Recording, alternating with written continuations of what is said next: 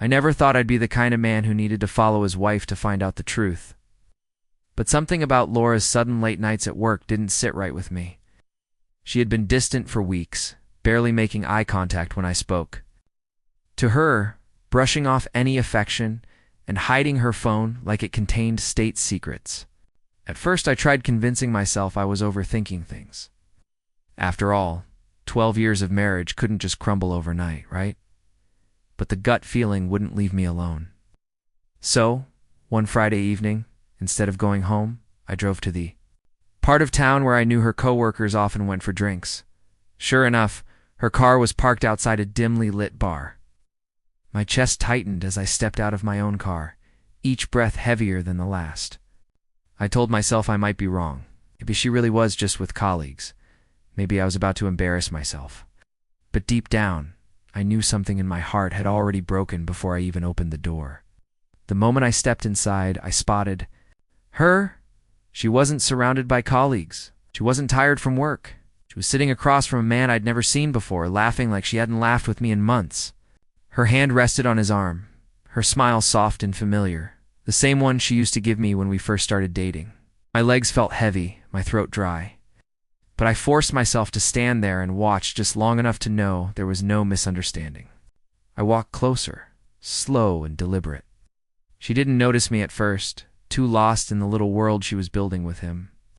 When she finally looked up, her face drained of color, and the laughter froze in her throat.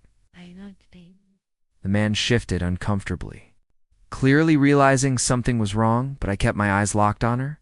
I didn't shout. I didn't make a scene. It wasn't what she deserved from me anymore. Without saying a word, I reached for my left hand and slipped off the wedding ring I had worn for over a decade.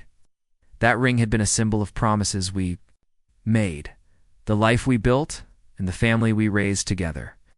But in that moment, it was just a meaningless band of metal. I placed it gently on the table, right in front of her. Her trembling hand instinctively moved toward it, but I pulled mine back before she could touch me. The silence around us was deafening. Even the chatter of the bar seemed to dim as she whispered, "Please wait."